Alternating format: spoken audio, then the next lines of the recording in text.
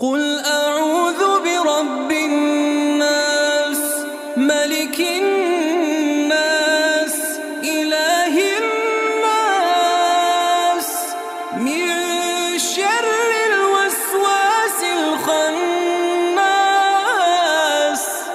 الذي يوسوس في صدور الناس من